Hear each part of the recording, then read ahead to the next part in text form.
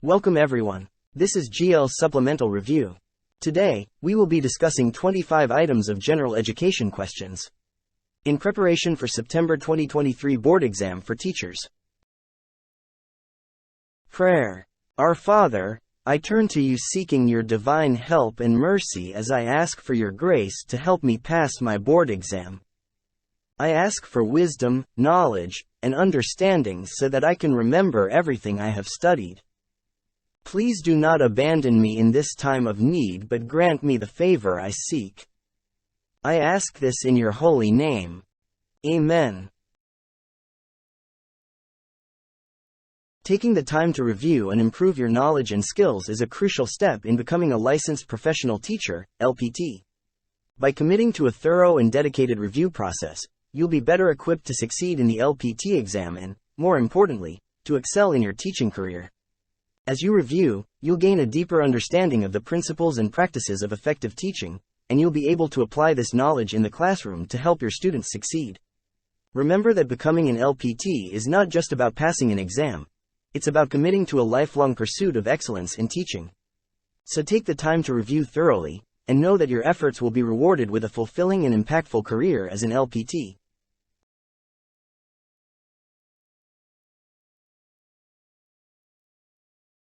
As a teacher preparing for the board exam, you know how important it is to have access to high-quality resources and support. By subscribing to this channel, you'll gain access to expert guidance, comprehensive study materials, and proven strategies for success on the board exam. Our content is designed specifically to help teachers like you ace the exam and achieve your professional goals. Don't miss out on this opportunity to get the edge you need to succeed. Subscribe to our channel today and join our community of aspiring educators. Thank you for your support. Subscription is free. Please click the subscribe button, including the notification bell, to be updated on our newest videos. Question number 1. Predation is a relationship exemplified by A. A clownfish living within the sea anemone. B. A tapeworm living in the gastrointestinal tract. C. Hunter shooting a duck in the forest. D. An orchid attached to the mango tree.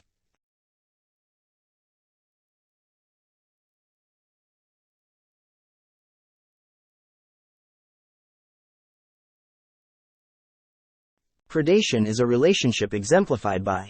For question number 1, the answer is C. Hunter shooting a duck in the forest. Predation is a relationship where one organism, the predator, hunts, captures, and feeds on another organism, the prey.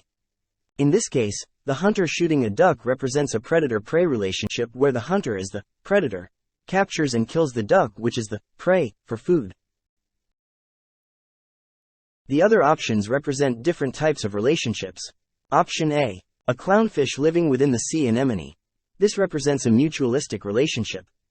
The clownfish receives protection from predators by living within the stinging tentacles of the sea anemone, while the clownfish, in turn, provides food and nutrients to the sea anemone and helps attract prey. Option B. A tapeworm living in the gastrointestinal tract. This represents a parasitic relationship. The tapeworm relies on the host's gastrointestinal tract for nourishment and survival, often causing harm or disease to the host.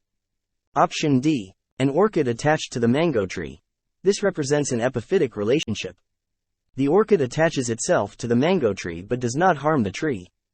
It uses the tree for physical support while obtaining nutrients from the air, rain, and debris around it.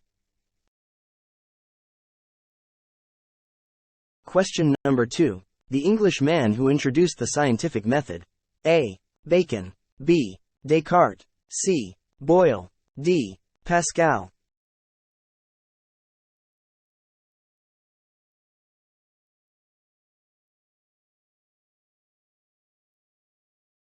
The English man who introduced the scientific method. For question number 2, the correct answer is A.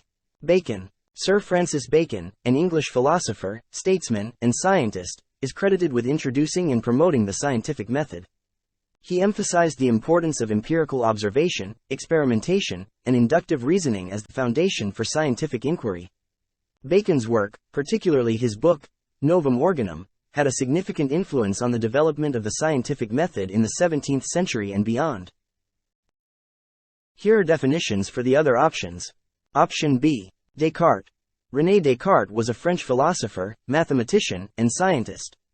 He is best known for his contributions to analytical geometry and for his philosophical works, particularly his famous statement, cogito, ergo sum, I think, therefore I am. Descartes is considered one of the key figures in the development of modern Western philosophy. Option C. Boyle. Robert Boyle was an Anglo-Irish scientist and philosopher. He is often referred to as the father of modern chemistry. Boyle made significant contributions to the field of chemistry and is known for Boyle's law, which describes the relationship between the pressure and volume of a gas. Option D. Pascal. Blaise Pascal was a French mathematician, physicist, and philosopher. He made significant contributions to mathematics, including Pascal's triangle and the development of probability theory. Pascal also conducted experiments in fluid mechanics and is known for Pascal's law, which relates to fluid pressure and hydraulic systems. Additionally, he had philosophical and theological writings of importance.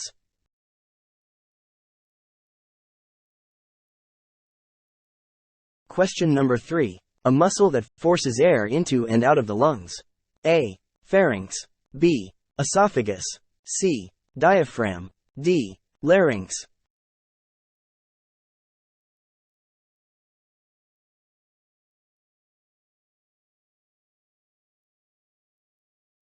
A muscle that forces air into and out of the lungs.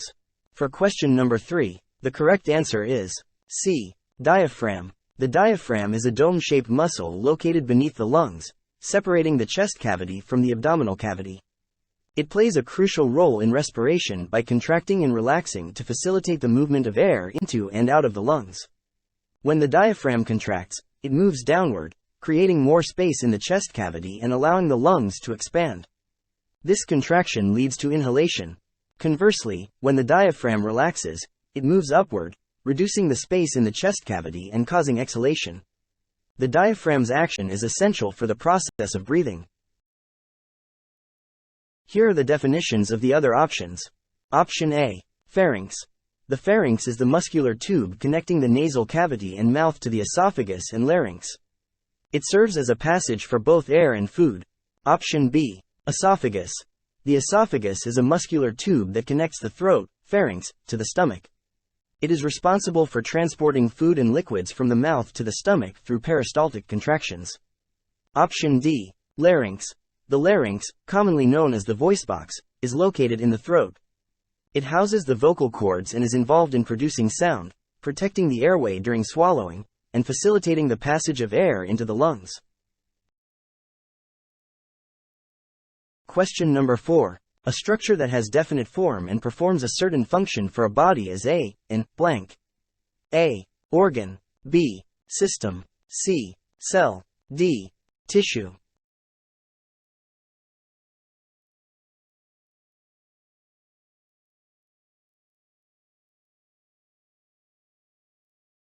A structure that has definite form and performs a certain function for a body is A or blank. For question number 4, the correct answer is A. Organ. An organ is a structure within an organism that has a specific form and performs a particular function or functions. Organs are composed of different types of tissues working together to carry out specific tasks in the body. Examples of organs include the heart, lungs, liver, brain, and kidneys. Each organ performs a unique function that contributes to the overall functioning of the organism. Here are definitions for the other options. Option B. System. A system refers to a group of organs, tissues, or other structures working together to perform a specific function or functions. Systems are composed of interconnected parts that collaborate to achieve a common purpose. Examples of systems in the human body include the respiratory system, cardiovascular system, nervous system, and digestive system. Option C. Cell. A cell is the basic structural and functional unit of living organisms. It is the smallest independently functioning entity that can carry out the processes of life. Cells are responsible for the various functions of organisms and can specialize to form different types of tissues, organs, and systems. Cells contain genetic material, cellular structures, and organelles that enable them to perform essential functions. Option D. Tissue. Tissue refers to a group or collection of similar cells that work together to perform a specific function. Different types of tissues in the body include epithelial tissue, connective tissue, muscle tissue, and nervous tissue. Tissues combine to form organs and participate in the overall functioning of the organism.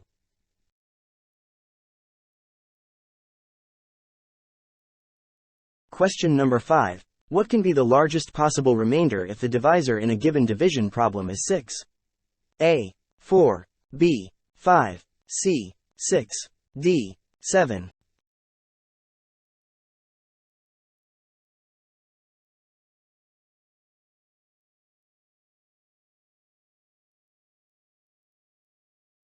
What can be the largest possible remainder if the divisor in a given division problem is 6? For question number 5, the answer is B. 5. When dividing any number, the remainder can range from 0 to 1 less than the divisor. In this case, the divisor is 6. So, if we divide any number by 6, the possible remainders can be 0, 1, 2, 3, 4, or 5. The largest possible remainder among these options is 5. Question number 6. Which numeral will replace n in 8300 n equals 7896? A. 304. B. 404. C. 504. D. 604.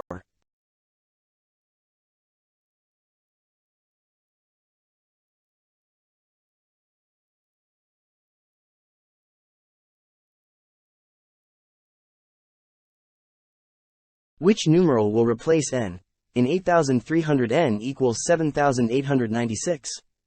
For question number 6, the answer is B. 404. In the equation 8300 n equals 7896, we want to find the value of n. To find the value of n, we can subtract the difference between the two numbers from the larger number. The difference between 8300 and 7896 is 8300 minus 7896 equals 404.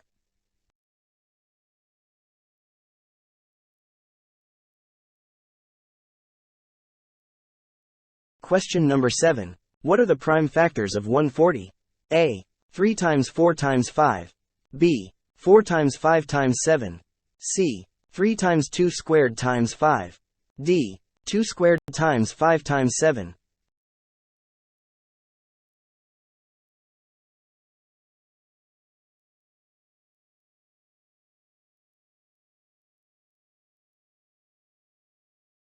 What are the prime factors of 140? To find the prime factors of 140, we can divide it by prime numbers starting from the smallest. We begin by dividing 140 by 2, which gives us 70. Since 70 is divisible by 2, we divide it again to get 35. Now, 35 is not divisible by 2, so we move to the next prime number, which is 3. Dividing 35 by 3 gives us 11. Since 11 is not in the choices, we move to the next prime number, which is 5. Dividing 35 by 5 gives us 7, which is a prime number itself. Therefore, the prime factors of 140 are 2, 2, 5, and 7. Expressed in exponential form, it would be 2 to the power of 2 times 5 times 7. Thus, the correct answer is D. 2 to the power of 2 times 5 times 7.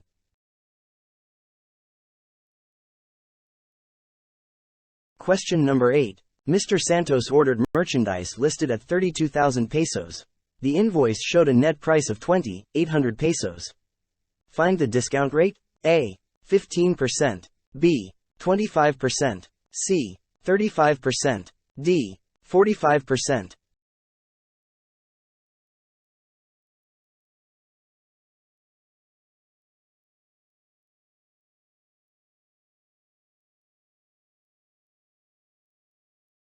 Mr. Santos ordered merchandise listed at 32,000 pesos. The invoice showed a net price of 2,800 pesos. Find the discount rate. To find the discount rate, we can use the formula. Discount rate equals list price minus net price, divide list price, times 100. In this case, the list price is 32,000, and the net price is 20,800. Plugging in these values into the formula, discount rate equals 32,000 minus 20,800, divide 32,000, times 100, equals 11,200 divide 32,000, times 100, equals 0.35 times 100. Therefore, the discount rate is 35%.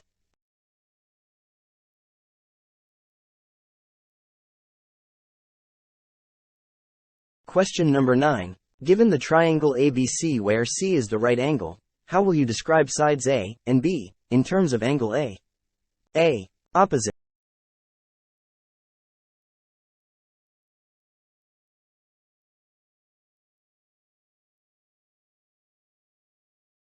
Given the triangle ABC where C is the right angle, how will you describe sides A and B in terms of angle A? For question number 9, the answer is A. Opposite. Adjacent. Side A is the side opposite angle A, and side B is the side adjacent to angle A. Question number 10. Crime is blank in metropolitan areas than in small towns. A. Prevalent. B. Most prevalent. C. More prevalent. D. As prevalent as.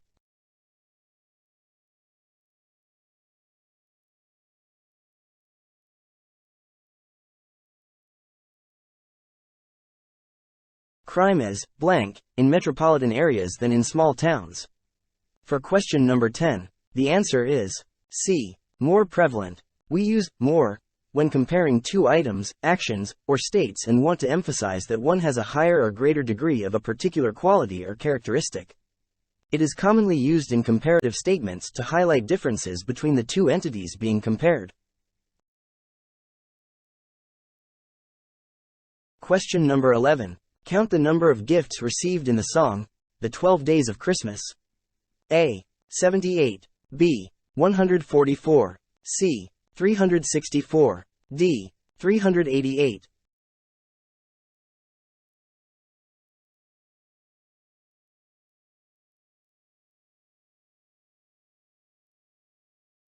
Count the number of gifts received in the song, The 12 Days of Christmas. For question number 11, the answer is C. 364. Let's sum up the gifts from each day. 1 plus 3 plus 6 plus 10 plus 15 plus 21 plus 28 plus 36 plus 45 plus 55 plus 66 plus 78 equals 364. Therefore, the correct answer is option C. 364. Question number 12. Which of the following fraction is least? A. 24 over 25. B. 13 over 16. C. 17 over 19. D. 19 over 20.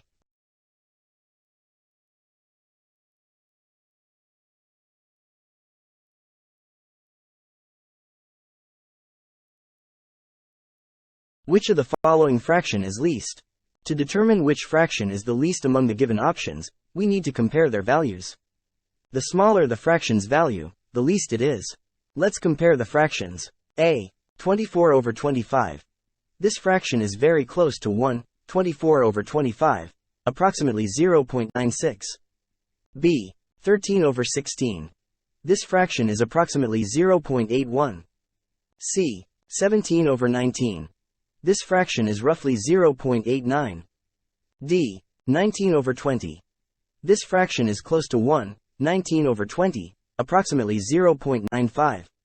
Comparing the values, we can see that the smallest fraction is option B. 13 over 16, with a value of approximately 0.81. Therefore, the correct answer is option B. 13 over 16. Question number 13. If the product of 15 consecutive integers is 0, what is the greatest possible sum of these integers? A. 0. B. 14. C. 105. D. 210.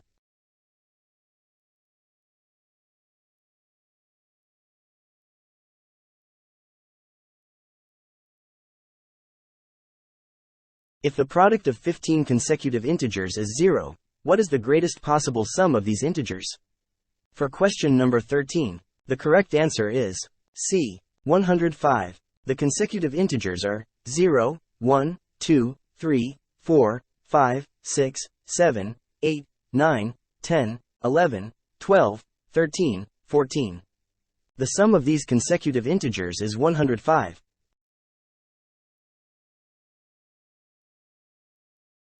Question number 14. A farmer has 87 rows of mango trees with 48 trees in a row.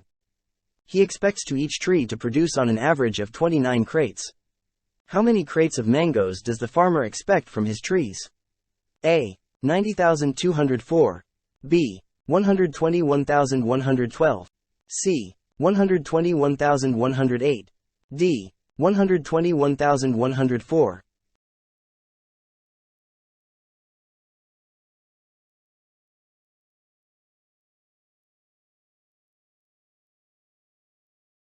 A farmer has 87 rows of mango trees with 48 trees in a row.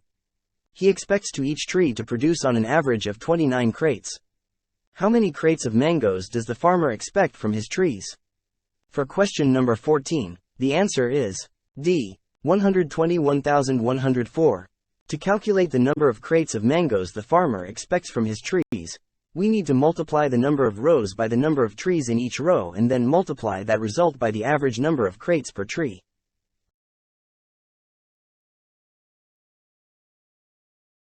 Question number 15. What is the pen name of the American short story writer whose tales romanticized the commonplace, in particular the life of ordinary people? A. Mark Twain. B. Longfellow. C. George Eliot. D. O. Henry.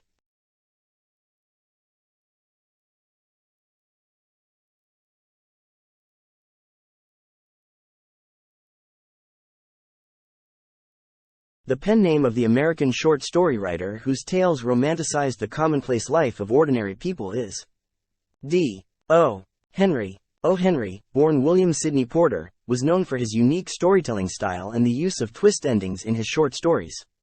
His works often depicted everyday characters and situations, capturing the essence of ordinary people's lives and experiences. Option A. Mark Twain is the pen name of Samuel Clemens, an American writer known for his novels like Adventures of Huckleberry Finn and The Adventures of Tom Sawyer. Option B. Longfellow refers to Henry Wadsworth Longfellow, an American poet known for works like Paul Revere's Ride and The Song of Hiawatha. Option C. George Eliot is the pen name of Mary Ann Evans, an English writer known for novels such as Middlemarch and Silas Marner. If you reach this part of the video, I want you to be motivated with this quote by Walt Whitman. Keep your face always toward the sunshine, and shadows will fall behind you. Let this powerful quote be your guiding light as you navigate the path of preparing for the let. Embrace the positivity and unwavering determination symbolized by the sunshine, allowing it to fuel your passion and drive. While challenges may arise, keep your focus on the bright future that awaits you as a successful licensed teacher. With every step you take, each hour of dedicated study, and every hurdle you overcome, the shadows of doubt and uncertainty will diminish. Trust in your abilities, visualize your success, and let the radiance of your effort guide you to triumph in the let.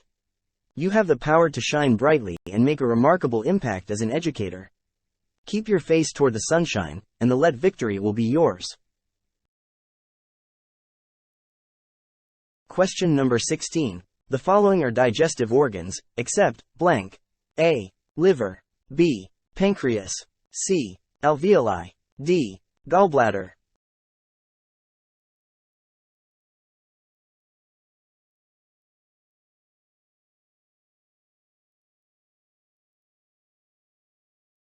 The following are digestive organs, except blank.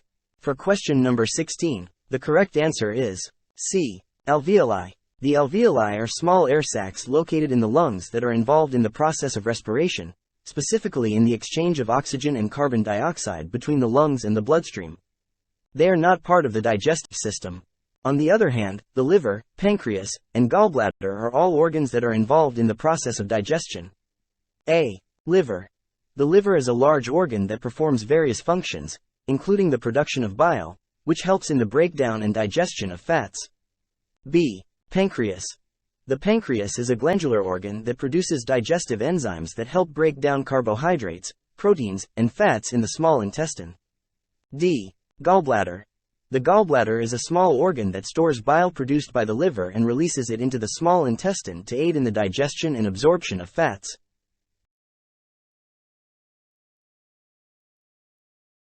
Question number 17. All siblings of Rizal used Mercado. the father's surname. Rizal instead used the maternal surname of his father to allow Rizal to move freely while studying because, blank. A. The Mercado family members was suspects as anti-government. B. Young Rizal Mercado was expelled from school. C. Jose Rizal in not legitimate son. D. The Mercado surname is blacklisted in schools.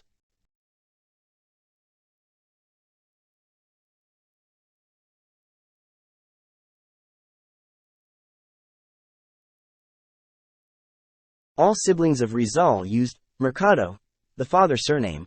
Rizal instead used the maternal surname of his father to allow Rizal to move freely while studying because, blank. For question number 17, the correct answer is A. The Mercado family members were suspects as anti-government. During the time of Jose Rizal's education, the Philippines was under Spanish colonial rule. Rizal's family had been linked to anti-government activities, and his father and other relatives were suspected of being involved in such movements. By using the maternal surname of his father, Rizal, instead of the Mercado surname, Jose Rizal aimed to distance himself from his family's political associations. This allowed him to move more freely and pursue his studies without drawing unnecessary attention or facing potential repercussions. Question number 18. The sum total of society's customs, traditions, ethics, values, beliefs, and prevalent practices is blank. A. Culture. B. Tradition. C. Religion. D. History.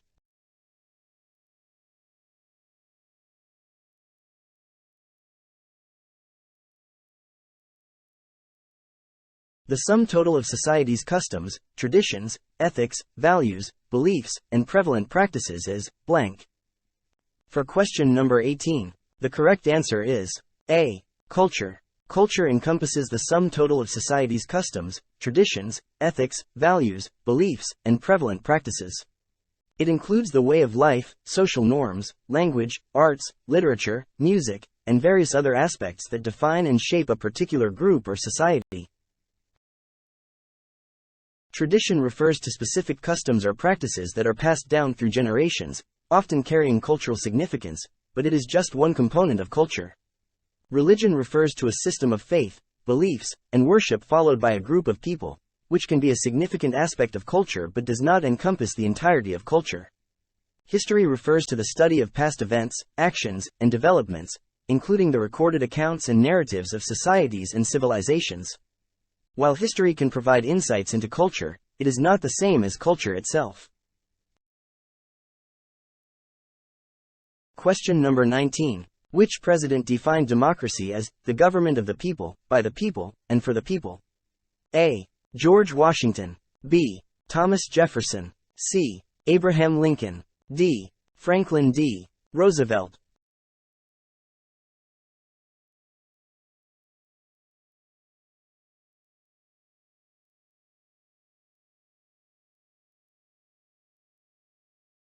Which president defined democracy as the government of the people, by the people, and for the people?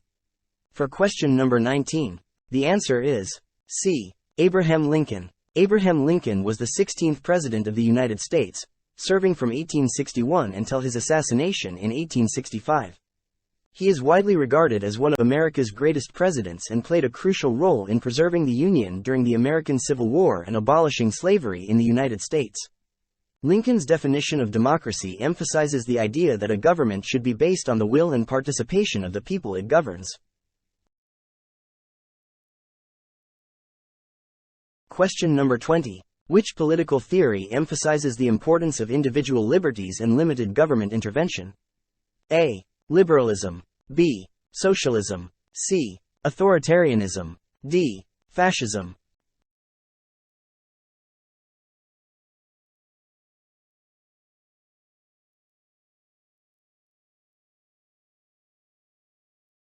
Which political theory emphasizes the importance of individual liberties and limited government intervention? For question number 20, the correct answer is A. Liberalism. Liberalism is a political theory and ideology that emphasizes the importance of individual liberties and limited government intervention in people's lives. It promotes the idea that individuals should have freedom of thought, expression, and action, and that the role of the government should be limited to protecting those individual rights. Socialism, on the other hand, is a political theory that advocates for greater government intervention in the economy and the redistribution of wealth and resources in order to create a more equitable society. Authoritarianism and fascism are political theories that emphasize strong central authority and limited individual liberties, with significant government intervention in various aspects of society.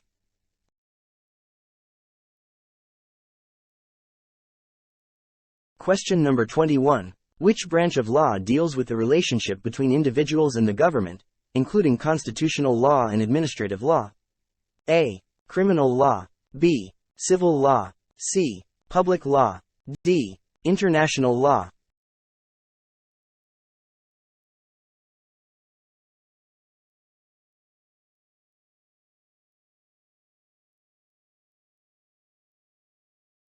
The branch of law that deals with the relationship between individuals and the government, including constitutional law and administrative law, is called public law. Therefore, the correct answer is option C, public law.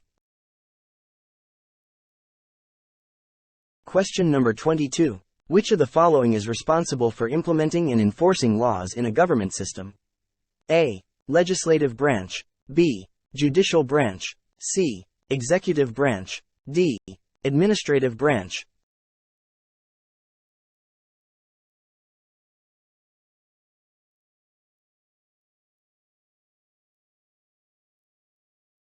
Which of the following is responsible for implementing and enforcing laws in a government system? For question number 22, the answer is C. Executive branch. The executive branch in the Philippines is headed by the president. The president is both the head of state and the head of government. The president is elected by the people and serves as the chief executive who implements and enforces laws, manages the government, and represents the country. The executive branch includes various departments, agencies, and offices that are responsible for specific areas of governance, such as finance, defense, foreign affairs, education, and health.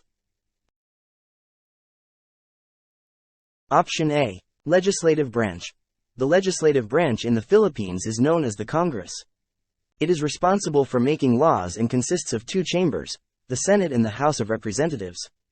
The Senate has 24 members who are elected nationwide, while the House of Representatives has 297 members who are elected from specific districts across the country. The Congress has the power to propose, debate, amend, and pass laws. Option B. Judicial branch. The judicial branch in the Philippines is responsible for interpreting and applying the law. It is headed by the Supreme Court, which is the highest judicial body in the country. The Supreme Court is composed of a Chief Justice and 14 Associate Justices. It has the authority to review and decide on constitutional issues, interpret laws, and resolve legal disputes. The judicial branch also includes lower courts such as regional trial courts, municipal trial courts, and the Court of Appeals. Option D. Administrative branch. In the context of the government system in the Philippines, there is no specific administrative branch as a separate entity. However, administrative functions are carried out by the executive branch, which includes administrative agencies and departments responsible for implementing policies, regulations, and programs within their respective areas of authority. Question number 23. Which of the following refers to the division of government power into three separate branches? A. Separation of powers. B. Checks and balances. C. Federalism. D. Judicial review.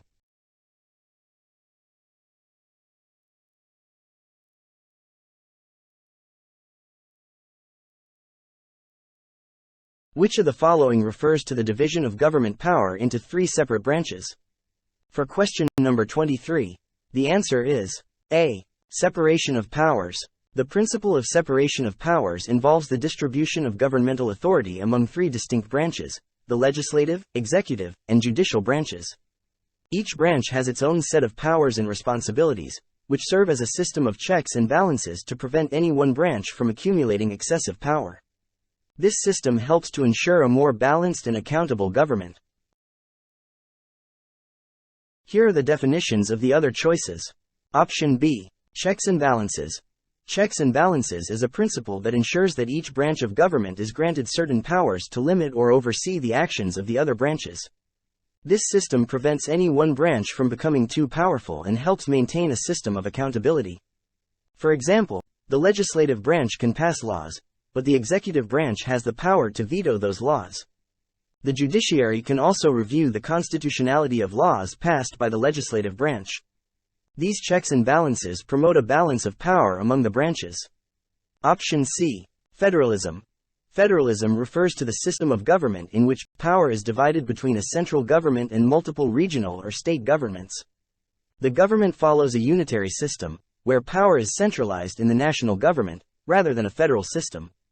However, there are provisions for local autonomy and decentralization through the creation of local government units, LGUs, such as provinces, cities, municipalities, and barangays, which have some degree of self-governance within their areas. Option D. Judicial review. Judicial review is the power of the judiciary to review and interpret laws and determine their constitutionality. The Supreme Court has the authority of judicial review. It can declare laws, executive acts, or government actions unconstitutional if they are found to violate the provisions of the Philippine Constitution. Through judicial review, the Supreme Court acts as a guardian of the Constitution, ensuring that laws and actions are in line with the fundamental law of the land. Question number 24. Which of the following refers to the essential elements of a state according to political theory? A. Government, economy, and society. B. Territory, population, and sovereignty. C. Laws, constitution, and administration. D. Executive, legislative, and judicial branches.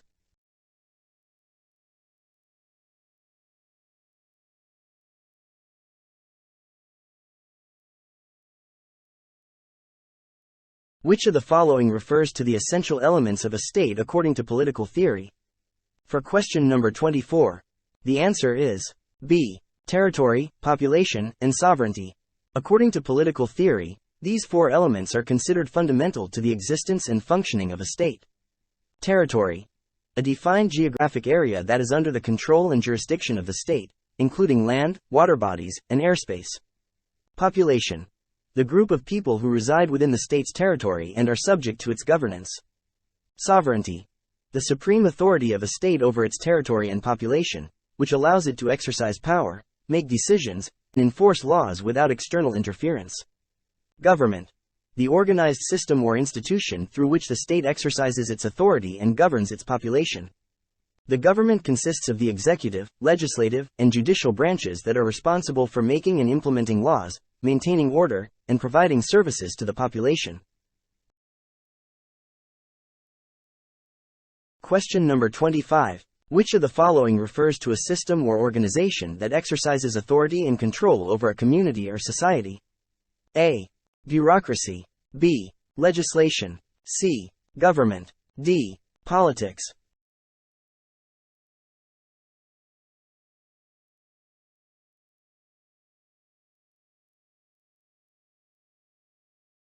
Which of the following refers to a system or organization that exercises authority and control over a community or society? For question number 25, the answer is C. Government. It refers to the system or organization that has the power to make and enforce laws, govern a society, and exercise authority over its citizens. Governments are responsible for maintaining order, providing public services, and representing the interests of the community or society they govern. Different forms of government exist, such as democracies, monarchies, or dictatorship, each with its own structures and principles of governance. Here are some different forms of government. Democracy. Democracy is a system of government in which power is vested in the people, either directly or through elected representatives. Monarchy. Monarchy is a form of government in which a single individual, usually referred to as a monarch, holds supreme authority and power. The position of the monarch is often hereditary, passed down within a royal family. Dictatorship. Dictatorship is a system of government in which power is concentrated in the hands of a single individual or a small group of individuals, known as dictators. Dictators often acquire and maintain power through force or coercion and exercise authority without the consent or participation of the people. Dictatorship are characterized by limited political freedoms and lack of democratic processes. Republic. A republic is a form of government where the head of state is an elected or appointed official, rather than a monarch. In a republic, power is generally held by representatives chosen by the people, either directly or indirectly. Theocracy. Theocracy is a form of government in which religious leaders or institutions hold the ultimate authority, and governance is based on religious principles and laws. Meritocracy is a system or philosophy where positions of power and authority are determined based on individuals' abilities, skills, and merit rather than inherited privilege, wealth, or social status. The idea is that individuals with the most talent and qualifications are best suited to govern and make decisions for the betterment of society. Thank you for watching Gilles Let Review. I hope they've been helpful in your exam preparation. Remember that success in the Let requires consistency and dedication, so I encourage you to come back for more videos to help you stay on track with your studies. Be sure to hit the subscribe button and turn on notifications so you don't miss any new videos. My goal is to provide you with high-quality content that helps you feel confident and prepared for the exam. So, let's work together towards your success in the Let. Keep studying hard and I'll see you in the next video.